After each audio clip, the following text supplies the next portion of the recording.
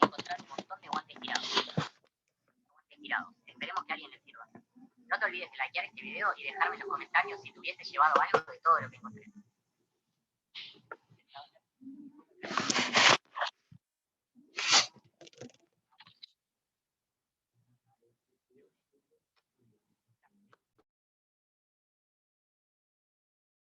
Alexa.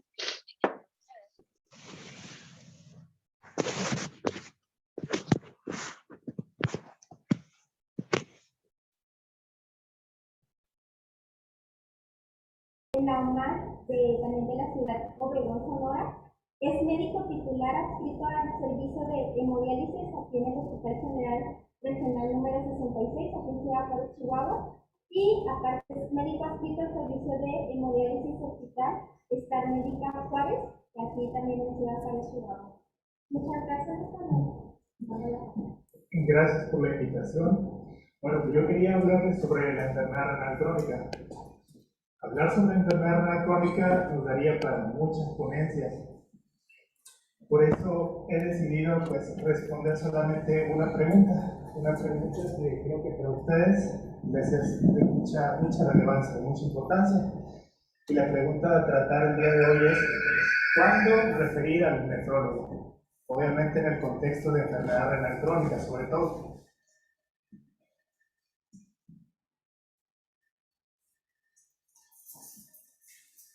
Luego cambiamos si quieres.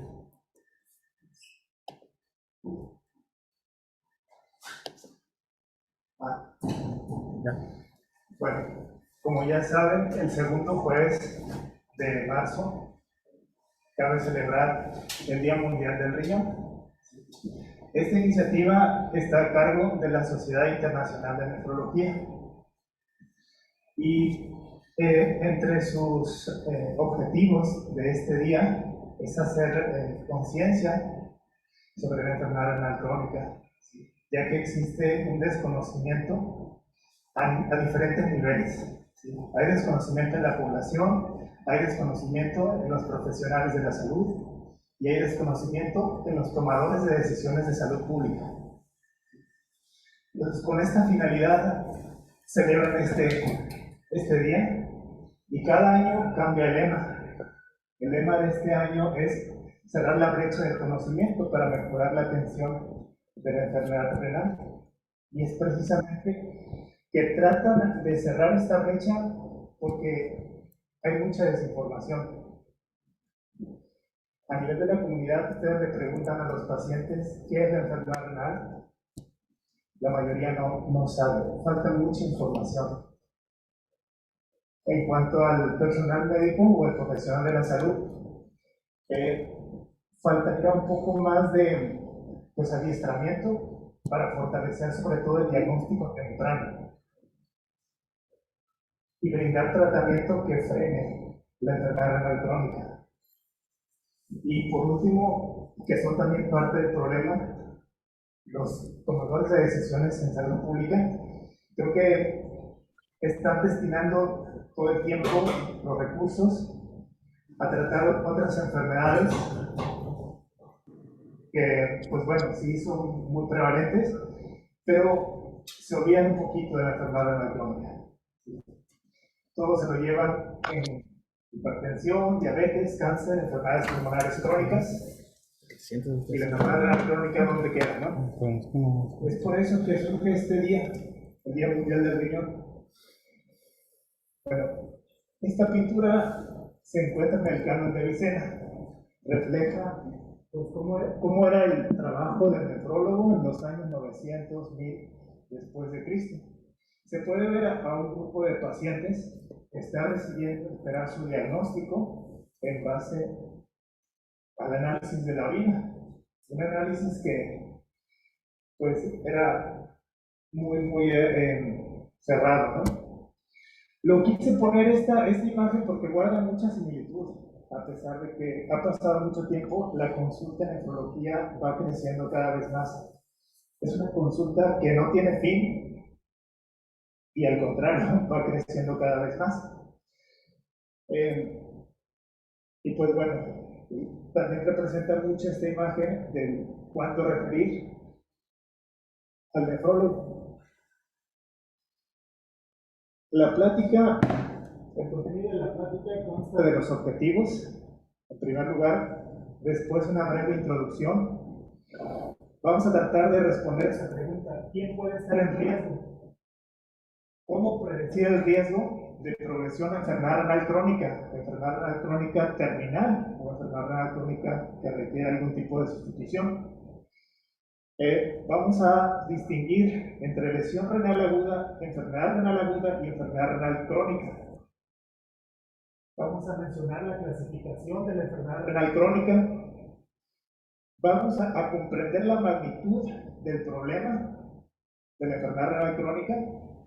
Vamos a hablar sobre las consecuencias de una referencia tardía, las causas de una referencia tardía, las indicaciones absolutas de cuándo referir al nefrólogo y, por último, cómo es el manejo conjunto con el médico de atención primaria.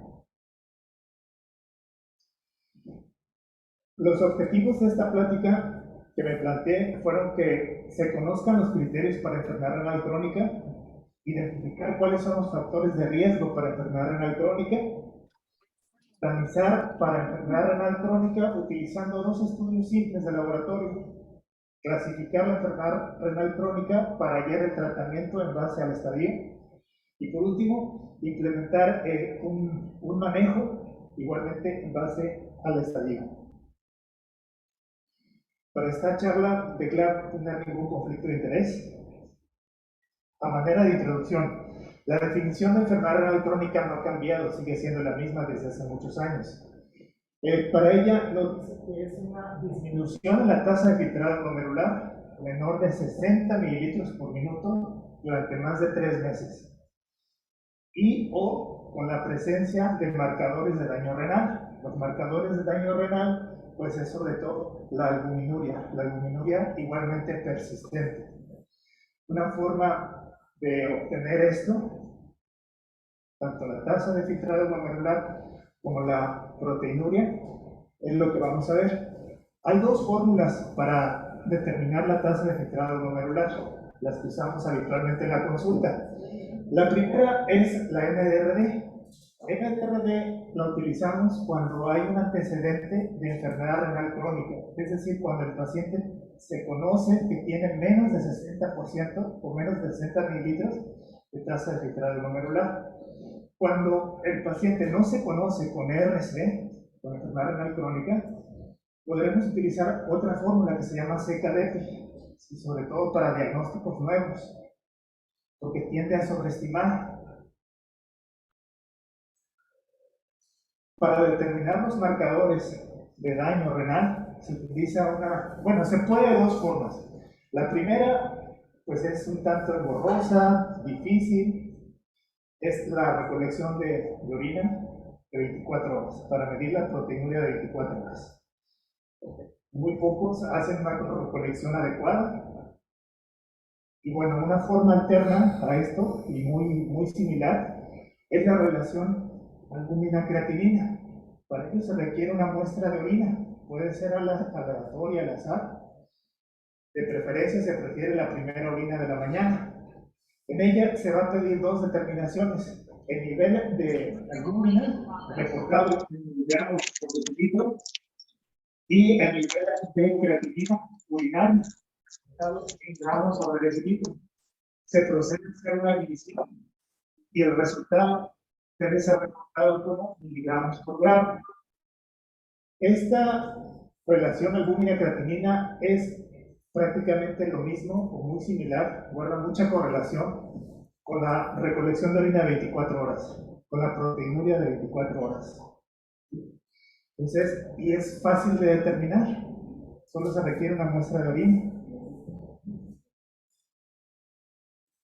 Este es una calculadora, lo usamos diario, se puede bajar de la tienda de aplicaciones. Está creada por la National Kidney Foundation y en ella se puede seleccionar algunas de las dos fórmulas que les comenté, bien sea CKD y MDRD. Se seleccionan, se introducen algunas variables y en automático da la tasa de filtrado glomerular. Es una herramienta muy práctica. Bueno, ahora la pregunta es, ¿quién puede estar en riesgo? ¿Sí?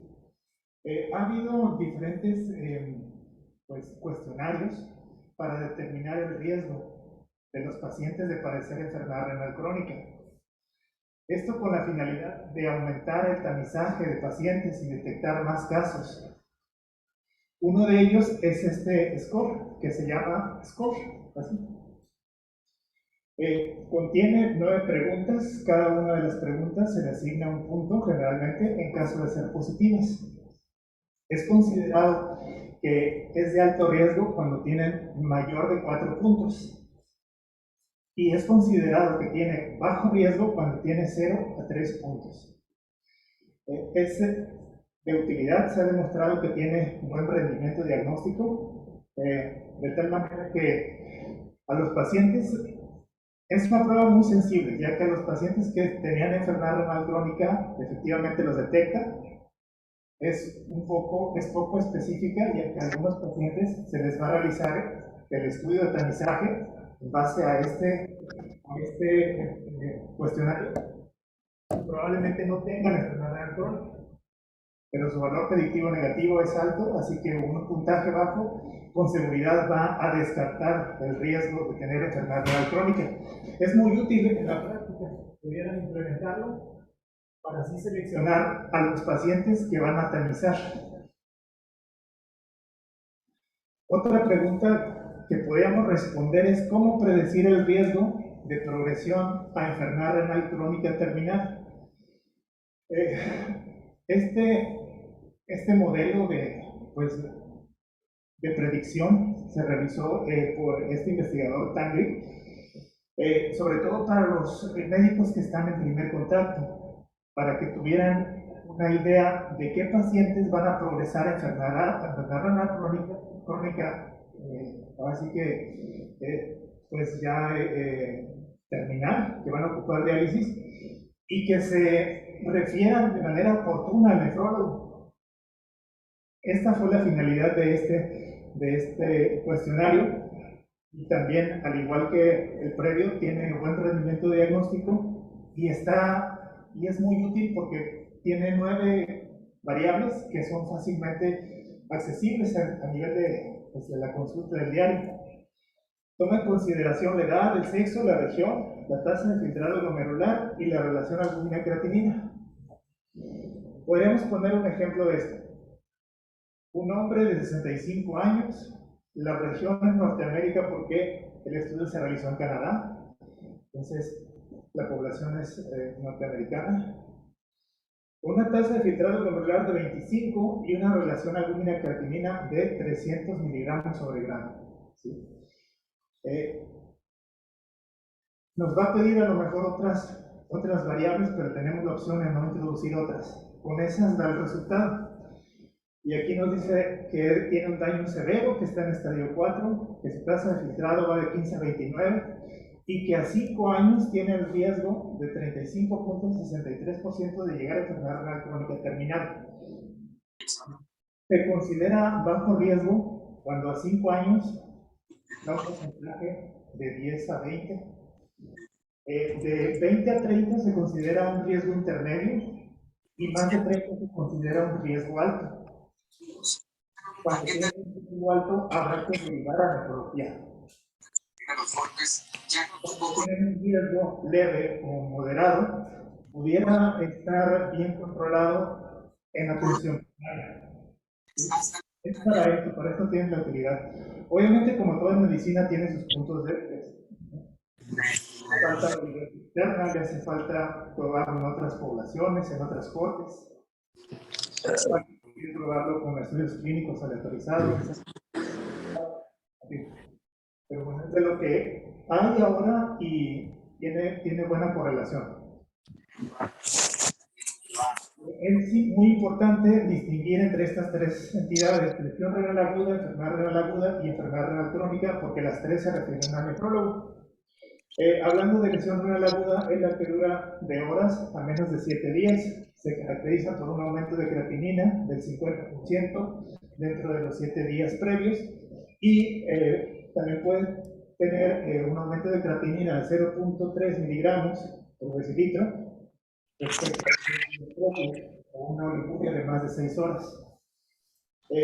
Característicamente no hay ningún daño o ningún marcador en la orina que hable de un daño estructural. Es una forma de identificar la lesión renal aguda. Otra forma, bueno, otra entidad es la enfermedad renal aguda, que es el periodo que existe entre la lesión renal aguda y la enfermedad renal crónica. Va de 7 días a menos de 3 meses y se caracteriza por una tasa de filtrado menor de 60, una disminución por arriba del 35% de la tasa de filtrado glomerular basal o un aumento de 50% de la creatinina basal. Aquí característicamente sí hay marcadores de daño, puede haber albuminuria, eritrocituria, puede haber piuria. Ya por último, la enfermedad renal crónica, esta dura más de 3 meses, la tasa de filtrado está por menos de 60 en esos 3 meses, y aquí lo que predomina es la albuminuria como marcador de daño renal. La enfermedad o la no existencia de enfermedad renal pues no tiene ninguna característica de las previas, tampoco hay marcadores de daño. Es una tasa de filtrado glomerular mayor de 60, se podría considerar que no tiene una enfermedad renal. Esta es la clasificación de la enfermedad renal crónica, es la que se publicó en la CADIGO 2012, aún sigue vigente. No ha cambiado absolutamente nada, siguen siendo los mismos 5 estadios, los mismos 3 categorías para la proteinuria. Nada más a manera de regla, es útil recordar la regla 30-300. Se va a referir a todo paciente que tenga menos de 30 de filtrado glomerular, es decir, a partir de G4, referir, y cuando tenga más de 300 miligramos en la relación albúmina-creatinina, ¿sí? Todas se refieren. Regla 30-300. Bueno, desgraciadamente en México no hay una estadística, no hay un sistema de estadística sobre datos renales. A pesar de que se ha intentado pues crear desde el año 2000, no se han puesto de acuerdo. Y pues bueno, realmente no hay unas estadísticas claras. No queda más que pues extrapolar lo que algunos otros investigadores han hecho a nivel nacional. Les voy a poner un ejemplo. En Jalisco, en el año 2011, se hizo una corte de 7.689 pacientes. Eran pacientes que tenían diabetes. De estos pacientes, 44%, aparte, se vio que también tenían enfermedad renal crónica. Obviamente no lo sabían.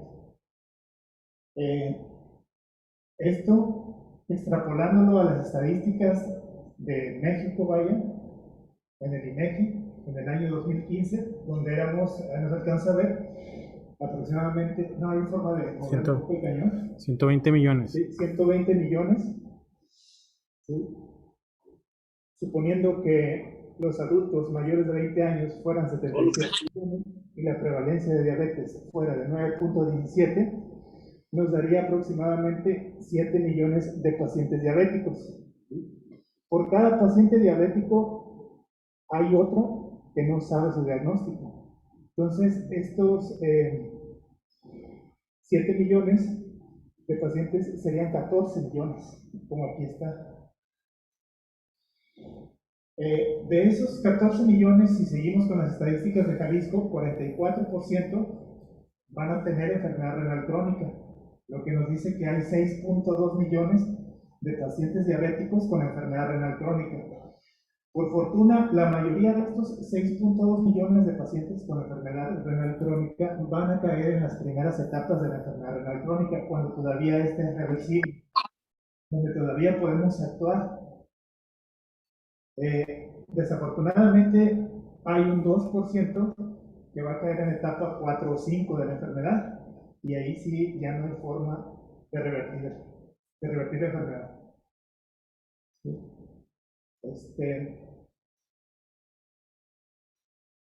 Bueno, ¿Qué causa el mayor número de muertes y discapacidades combinadas? El Instituto Nacional de Salud reporta o hizo un comparativo de las causas de muerte por, por enfermedades no contagiosas. Años de muerte prematura, años perdidos de muerte por muerte prematura, y se vio que las principales causas eran la diabetes, la enfermedad renal crónica y la cardiopatía isquémica. La enfermedad renal crónica está dentro de las primeras tres causas de años perdidos por muerte prematura. ¿Sí? Esto es alarmante porque en 1990 ocupaba el lugar 16 y en 2019 ocupa el lugar 3. Entonces, es un problema que se está saliendo de control. Para años perdidos por incapacidad, también ha aumentado. En 1990, junto con la diabetes, estaba en el lugar 9, subió al lugar 6, aumentó un 53.47%. Es también muy importante, muy de relevancia, decir de que los años perdidos por muerte prematura en México rondan en promedio de 302.5 años. Estamos muy por arriba de otros países de Latinoamérica, por ejemplo, que su promedio son 244 años perdidos por muerte prematura. Un problema de grandes dimensiones pues requiere una solución pues grande, ¿no? Y para ello se plantea que utilicemos un tamizaje de enfermedad renal crónica. Me gusta este tamizaje que está en las guías del SLAM, las guías de enfermedad renal crónica del SLAM, en donde nos dice que al paciente, por cualquier evento que lo veamos en la consulta, cualquier causa, determinemos los factores de riesgo de la enfermedad renal crónica, sobre todo los riesgos cardiovasculares, hipertensión, diabetes, antecedentes con una banda de rock. Sí. Si tiene alguno de estos, ¿El personaje empieza por A? No. Medir TA, tomar una creatinina sérica. ¿El personaje tiene relación con la música metal? Sí. Si sale normal, habrá que seguir cada año. ¿El personaje cubre su cara? Los factores de riesgo. ¿El personaje es rubio? No. Tendremos que revalorar o confirmar el diagnóstico unos meses después. Si vemos que persiste el problema, ya se podrá aterrizar con todas las letras en enfermedad renal crónica. ¿Sí? Esta sería la manera en la que pudiéramos diagnosticar un poco, de manera un poco anticipada o de manera oportuna la enfermedad renal crónica. El problema de la enfermedad renal crónica es que es asintomática. La reserva renal residual mantiene al paciente asintomático totalmente hasta que pierde más del 70% del control glomerular. Cuando pierde más del 70%, ya no hay forma de restablecer, de salvar el filtrado. Ya nada más queda discutir sobre qué terapia de reemplazo renal van a utilizar. Por eso hacen mucho hincapié en hacer estos tamizajes de RC por cualquier causa. Sí, sobre todo cuando tienen antecedentes de riesgo cardiovascular. Bueno, una referencia temprana al nefrólogo se refiere cuando nosotros nos damos cuenta que ya llegó al 30-300. Tiene menor de 30 de filtrado glomerular, tiene más de 300, una relación con una creatinina mayor de 300, es necesario referir. Se llama referencia temprana. Eso es referencia temprana. La referencia tardía, no hay un acuerdo en cuándo llamar referencia tardía. La mayoría considera que una referencia tardía es el inicio de diálisis o de terapia de reemplazo renal 6 meses después de la primera consulta con el nefrólogo. En ese periodo, 6 meses. Se estudió esta corte, son en total 22 artículos de 1980 al 2005, en el que se comparó los hallazgos de una referencia temprana versus una referencia tardía. Encontraron, como era de esperarse, que había más mortalidad en los grupos donde se refirió de forma tardía. También encontraron que la estancia intrahospitalaria fue mayor en los pacientes que refirieron de manera tardía. La mayoría de estos estudios, de los 22 artículos, consideró referencia tardía cuando la mayoría eran 3 meses. A los 3 meses de haber tenido la primera consulta con el nefrólogo, iniciaron terapia de reemplazo renal. Eso consideraron como tardía, pero pues se entiende y está bien propuesto que sean hasta 6 meses. Ahora, curioso que en Estados Unidos, que es un primer mundo, a pesar de eso, los datos del 2011 del sistema renal, porque ya se tienen estadísticas, revelan que hasta un 42% de los inicios de diálisis no tenían una valoración previa por nefrólogo. Llegaron al nefrólogo para iniciar la diálisis, nada más. Hasta 42%, y esto se replica en otros países, como por ejemplo en Francia, hasta el 25% no tienen ninguna consulta antes de iniciar la terapia de reemplazo. Sao Paulo, 58%. ¿A qué se debe esto? ¿A qué se debe que los pacientes no acudan a tiempo? Hay muchas causas, pero bueno, hasta aquí podremos hacer algunas sugerencias para evitar una referencia tardía.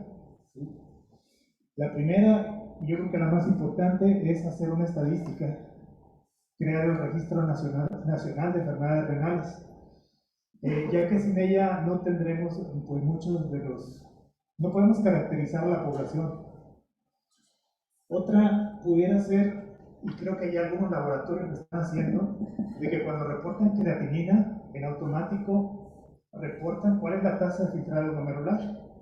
Si se hiciera todo esto en todos los laboratorios donde hay una creatinina reportada, muy probablemente saldrían casos, muy probablemente saldría la duda.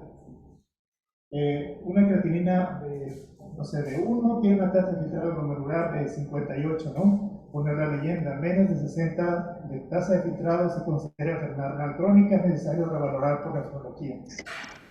Haciendo esto, que sea una ley en todos los estudios de laboratorio, yo creo que podría ayudar mucho. Otra es alertar sobre la proteinuria.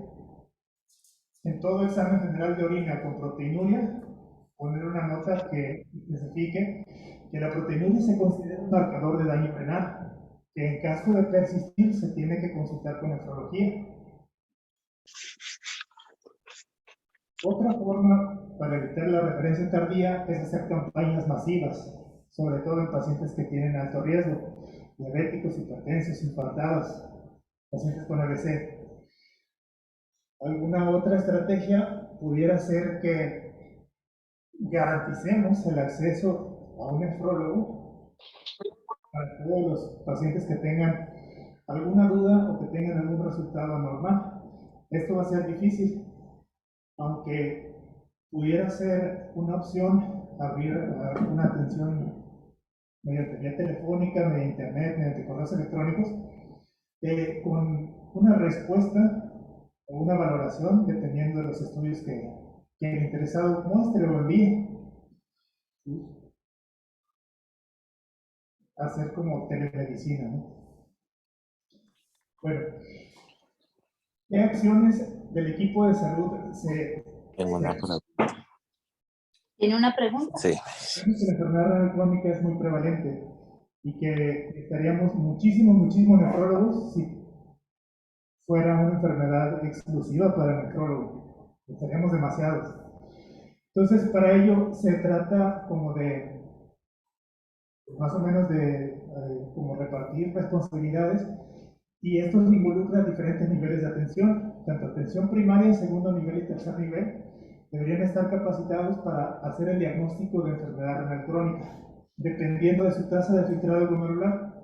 Si tienen 30 de filtrado glomerular o más, pudieran ser vistos por nefrología. En estos casos cabrían los pacientes que tienen diabetes, hipertensión y enfermedad renal crónica, y obviamente que tienen más de 30. Cuando tienen menos de 30, serían prioritarios que fuera seguimiento por nefrología. Ya el nefrólogo tendría que iniciar algún tipo de terapia, bien sea sustitutiva o restitutiva de la función renal, trasplante renal, diálisis peritoneal, hemodiálisis o tal vez cuidados paliativos también. Este es uno de los ritmos que se propone en diferentes niveles. Las causas de la referencia tardía, pues son varias. Hay algunas que son inevitables, que son las que más porcentaje tienen, 12 a 60%. Hay otras causas que implican el sesgo a la hora de derivar por parte del médico. Están otras que implican el sistema de salud y otras que son los factores del paciente. Como causas inevitables, podríamos comentar que pudiera ser la misma negación del paciente, no querer acudir con un nefrólogo por diferentes causas, por miedo, porque no tiene dinero, porque, bueno, en fin. Hay algunos otros sesgos a la hora de derivar, de que a lo mejor el médico que lo está viendo no tiene el conocimiento sobre cuándo derivar, o pudiera ser otro tipo de sesgo, a lo mejor hasta económicos, ¿no? El hecho de derivar a un paciente al nefrólogo, en automático podrían ser menos consultas, menos estudios, menos internamientos. Pudiera ser otra causa de la referencia tardía. En el sistema de salud ahorita vamos a hablar de ello. Y por último, los factores propios del paciente, sobre todo a nivel socioeconómico. Es una limitante muy marcada para una referencia tardía. En el sistema de salud sabemos que no tenemos estadísticas, estaría bien concretarla. Sabemos que no hay un número suficiente de personales capacitados, sino nada más hablo de nefrólogos, hablo de enfermeros, hablo de trabajadores sociales, de psicólogos, especializados en brindar atención a la enfermedad renal crónica. Hacen falta esos especialistas. Darles educación, sobre todo cuando haya cambios a manera de retroalimentación de las estadísticas que se van a ir formulando y que se van a ir actualizando. Hace falta unas guías de práctica clínica actualizadas, las más actuales son del 2008 y hasta entonces no se han actualizado. El número de pacientes que reciben un trasplante renal debe de aumentar. No se trata de aumentar el número de centros de trasplante, más bien se trata de aumentar la donación, de fomentar la donación. Y por último, asegurar una cobertura universal y efectiva. De los factores del paciente, en este estudio, por ejemplo, se pudo ver de que los pacientes que tenían una referencia temprana generalmente no caían o tenían un nivel socioeconómico un poco más alto, ya que no eran alcohólicos, tenían un empleo y no eran abusadores de sustancias. Por el contrario, los pacientes que iniciaron terapia de reemplazo renal en menos de un mes de haber recibido la primera consulta con nefrología, se vio que tenían un porcentaje más alto de alcoholismo, abuso de sustancias y incluso eran personas sin empleo o que no tenían vivienda. Otra causa por la que pudiéramos derivar al nefrólogo es en el contexto de hematuria. La hematuria, sobre todo cuando es persistente, hematuria microscópica aislada, que es persistente, habrá que referirla, pero aquí hay dos personajes que pudieran ser los partícipes, ¿no? El urólogo y el nefrólogo. ¿A cuál vamos a referir la hematuria microscópica aislada? ¿O en qué se basarían para hacer una referencia a un especialista o a otro?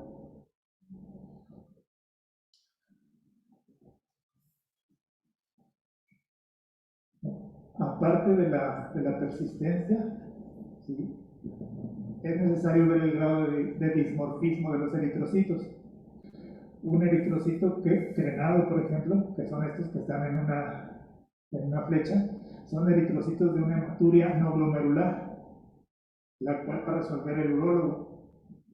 En cambio, los eritrocitos que están acá y que tienen como proyecciones protoplásmicas que parecen anillos, son eritrocitos dismórficos. Esos son de origen glomerular y ahí el nefrólogo podría ser el mejor especialista para abordar ese tema. Bueno, aquí con todo lo que hemos visto hasta ahorita, me gustaría que me ayudaran a responder esta pregunta. Dice, los siguientes pacientes adultos deben ser referidos a la consulta de nefrología, excepto. Inciso A, una visita inicial con una tasa de filtrado de 26 y 3 meses después, 28. El inciso B, una visita inicial con una tasa de filtrado de 55 y 3 meses después, de 43. Se confirma y se repite un valor similar, 45. El inciso C, una visita inicial con una relación albúmina-creatinina de 450 y 3 meses después de 355. En ambas fechas una tasa de filtrado pues conservada, mayor de 60. Una visita inicial, el D, mayor de 60, 3 meses después persiste mayor de 60, pero tiene antecedentes de enfermedad renal poliquística en algunos familiares.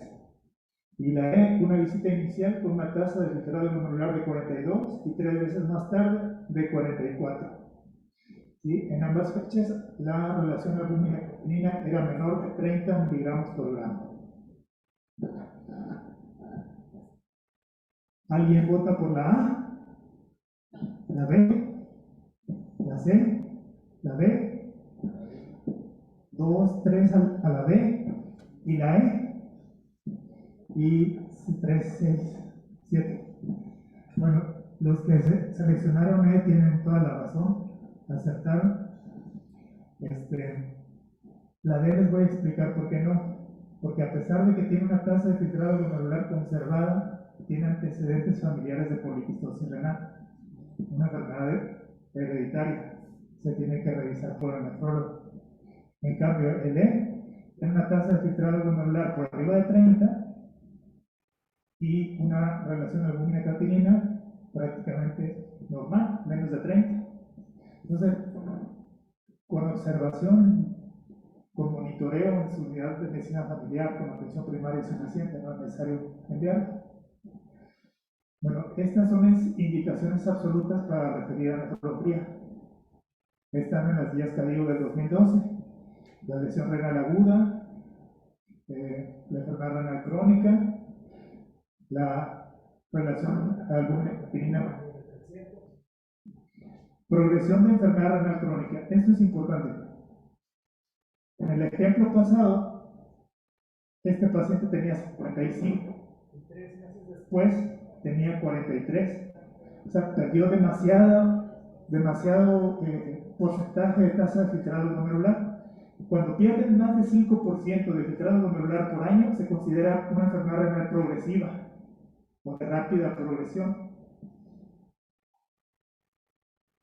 Una progresión de la enfermedad renal crónica se refiere a nefrólogo, cuando pierden más de 5 de tasa de filtrado glomerular, o cuando evolucionan de un estadio a otro, de estadio 3 a estadio 4, y pierden más del 25% de filtrado. Esa es la definición de progresión de enfermedad renal crónica.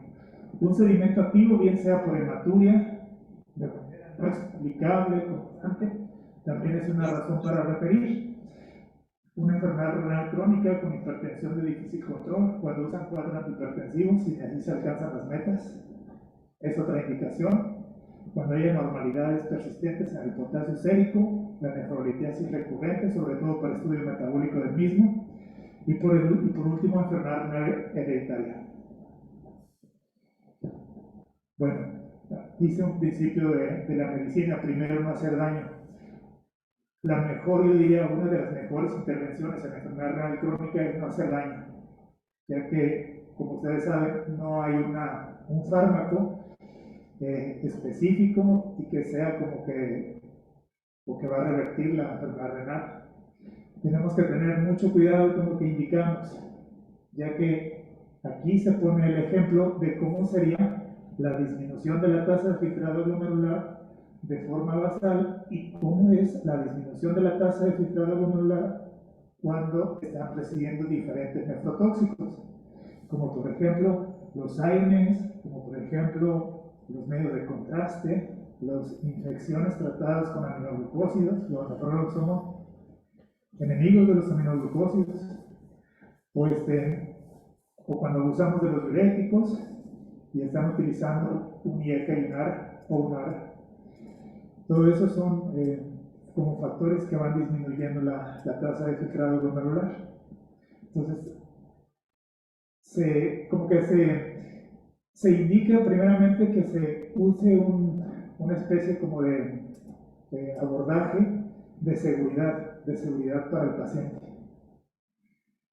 como primera tratamiento de la enfermedad renal crónica. Bueno, también a lo mejor han notado que cuando mandan a sus pacientes geriátricos a consulta con el nefrólogo se lo regresa y se lo regresa dados de alta. Muy probablemente esto sea no porque no quieran trabajo ni nada de eso, más bien porque consideraron que no se van a beneficiar de un seguimiento especializado. Algunos investigadores de Inglaterra, como McGlue, hizo un estudio en donde estudió a 124 pacientes. La mayoría, bueno, todos eran mayores de 80 años. La mayoría, 115, tenían enfermedad renal en el estadio G4 y solamente 9 tenían G5. Lo siguió por 7 años y decidió dividirlos a 66. Lo siguió mediante consulta de nefrología y el resto los siguió mediante consultas con su médico de atención primaria. ¿Sí? Él tenía más o menos la misma edad, estuvo bien balanceado en cuanto a género. La tasa de filtrado glomerular sí había una diferencia. Los nefrólogos se quedaron con los que tenían la tasa de filtrado glomerular más comprometida y los que tenían un poco menos comprometida la tasa se fueron a atención primaria. Los pacientes que se quedaron en nefrología tuvieron una pérdida de una tasa de filtrado glomerular de hasta 1.5 por mililitro por año. En cambio, los asignados a atención primaria casi no tuvieron pérdidas, 0.3 mililitros por año. Tenían un poco más comorbilidades los asignados al grupo de nefrología. Algunos de ellos se les realizó intervención por estenosis de la arteria renal. La mayoría de los que se quedaron en nefrología, 12 pacientes, tuvieron que comenzar con eritropoyetina, a diferencia de nada más 3 en el grupo de atención primaria. Y pues bueno, los que iniciaron la diálisis fueron 5 pacientes en el seguimiento por el nefrólogo y ningún paciente con el grupo de atención primaria. ¿Esto a qué conclusión nos hace llegar? Puede ser esta, ¿no? Que la derivación a nefrología puede no beneficiar en algunos pacientes ancianos que tienen enfermedad renal crónica. Será decisión del nefrólogo de saber si se va a quedar con ese paciente o lo va a citar, no sé, cada 6 meses o hasta que requiera una nueva valoración después de un año, en fin, porque muy probablemente determina eso, cuál es su avance, su pérdida de tasa de filtrado en el tiempo que lo está viendo. Si considera que no va progresando, lo da de alta. ¿Por qué? Porque si no se va a llenar su consulta de una población geriátrica y las consultas van a ser más difíciles para otros pacientes que la requieren con mayor urgencia. El tiempo de espera a una consulta de nefrología es de 3 meses. Si yo me lleno de pacientes que no les voy a hacer mucho, pues voy a tener toda mi consulta saturada. Las consultas, los nuevos pacientes los voy a ver cada 3 meses o tal vez más. Esa es la conclusión a la que llegó, de que es seguro también que permanezcan algunos pacientes selectos en sus unidades de atención primaria. Bueno, en las guías que digo, las más recientes, que son de 2021, resumen todo lo que estamos diciendo. Determinar la existencia o realizar tamizaje para enfermedad renal crónica dependiendo de qué tanto factores de riesgo tenga. Si se realiza el diagnóstico de enfermedad renal crónica, estratificar y tratar. Si no se realiza el diagnóstico, pues nada más tratar de ver con cierto tiempo, cada año por ejemplo, y tratar los factores de progresión o los factores de riesgo. Hay ciertas intervenciones que están bien vistas independientemente de la tasa de filtrado, como por ejemplo la modificación al estilo de vida. Es el pilar fundamental, la piedra angular, como dicen. El dejar de fumar, el bajar de peso, el hacer ejercicio, tiene un impacto en toda la enfermedad, todo el trayecto de la enfermedad. Se recomienda ampliamente, sea cual sea su estadio. A pesar de que se concluyó de estudios observacionales, tampoco hay estudios que digan que es malo o que va a afectar al paciente. Se debe insistir en, la inhibición del eje renina-angiotensina-aldosterona está indicado en toda la enfermedad. Nada más que hay que comentar que la inhibición de este sistema, bien sea con IECAS o ARA, no los dos, uno u otro, se mantiene sobre todo en las primeras 3 etapas, y ya que llega a etapa 4 o 5, hay cierto controversia sobre cuándo quitarlos. Hay algunas condiciones en las que un IECA o un ARA2 va a aumentar la pérdida de la tasa de filtrado, sobre todo en la nefropatía isquémica.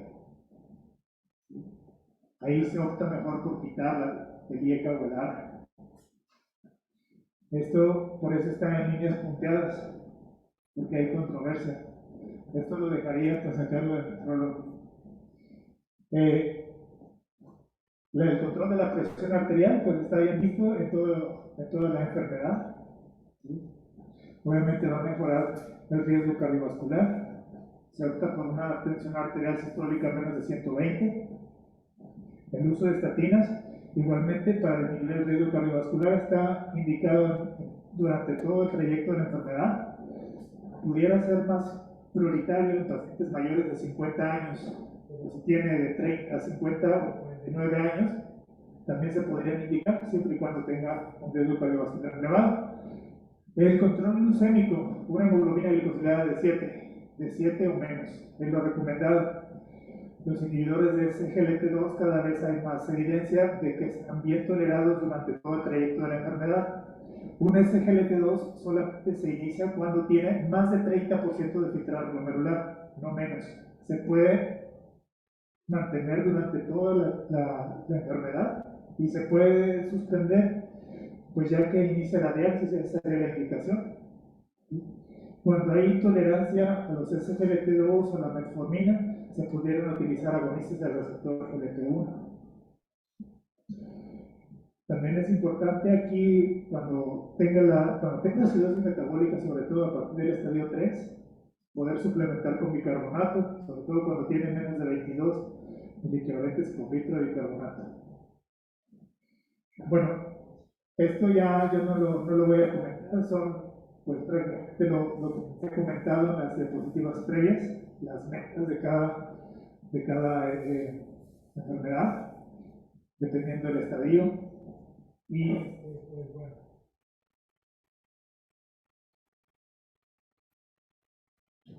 Ya como para terminar y como cultura general, los riñones se mencionan 30 veces en la Biblia. La mayoría se refieren a órganos examinados por Dios para juzgar al individuo. Esta pintura, por ejemplo, está en el Museo de Bellas Artes en San Diego y se llama El lamento de Job. Job, como ustedes saben, los que habrán leído algo de eso, que tuvo una vida, un episodio en su vida muy triste, ¿no? Y generalmente sus quejas se referían a los riñones. ¿Sí? Hablaba sobre dolores de riñón, sobre problemas como renales. ¿Sí? Y pues ya nada más quedaría las preguntas.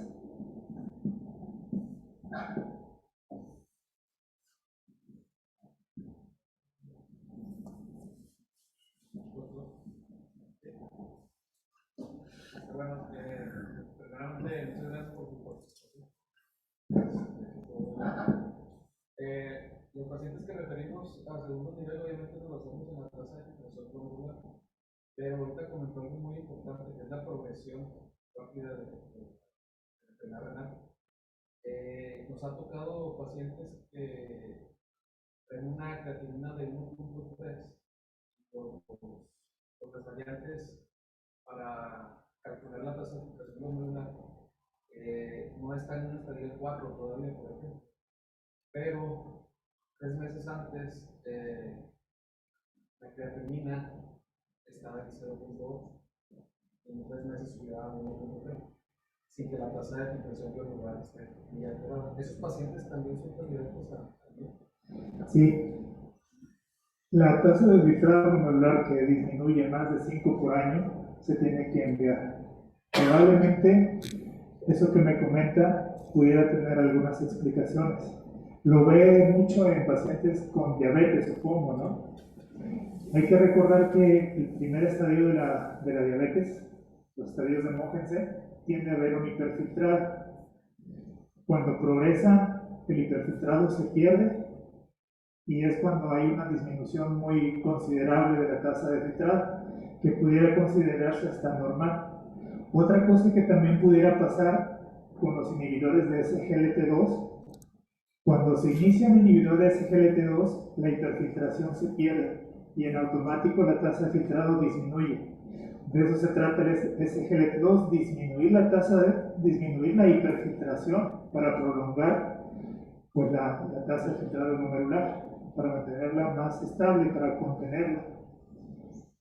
Y obviamente también sería bueno descartar algún episodio de lesión renal aguda. Ahorita con los brotes de COVID es muy frecuente que los pacientes se deshidraten y aumenten su creatinina. Es muy frecuente que por la tormenta de citocinas haga necrosis tubular aguda y tenga una lesión renal aguda. ¿Sí? ¿Sí? Una pregunta, la guía de práctica clínica maneja la referencia a los pacientes con tasa menor de filtración glomerular en el de 45 hasta 30. Bueno, nosotros cuando tratamos con los nefrólogos, eso era lo que nos decían, que los enviáramos hasta que estuvieran menos de 30, pero la guía práctica lo menciona eso. En cuestiones como lo que usted comentó, pues, se podría enviar a los que tengan más de 30 a medicina interna por cuestiones legales, cuestiones de ¿verdad? Para basarnos solo en lo que nos menciona la guía práctica clínica, que es lo que nos manejamos. Sí, ahí podrían caer muy bien los pacientes que tienen hipertensión y diabetes y enfermedad renal crónica a manejo con el internista. Y el internista, como ahí decía el algoritmo con líneas punteadas, referencia a nefrología en caso de que vea algo normal, ¿no? O que sospeche alguna otra enfermedad adicional. Pudiera ser muy buena opción esa. Y así quedaría como todo acorde, ¿no? Acorde a la guía de la práctica clínica que ya es muy viejita y no caerían, como dice, en problemas legales.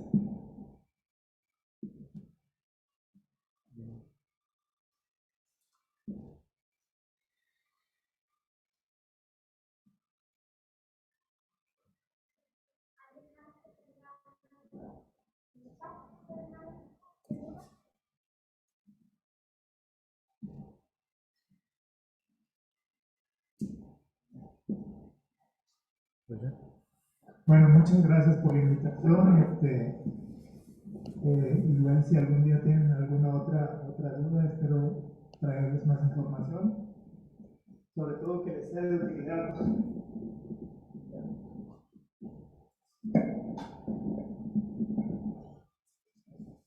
Muchas gracias, doctor.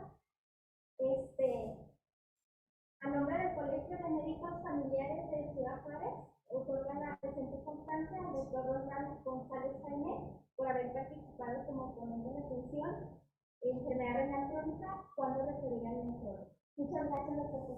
Gracias.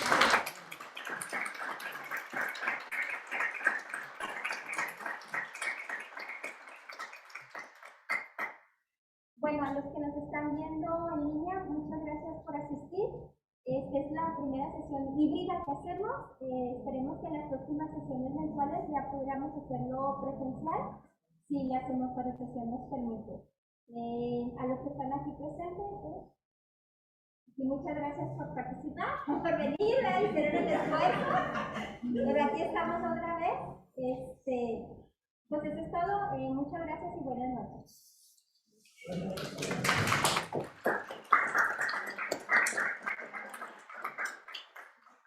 Doctores, les tenemos una pequeña cena, porque pues es la primera sesión que hacemos. Vamos a hacer un brindis, les pido que no se vayan, precisamente celebrar que es la primera sesión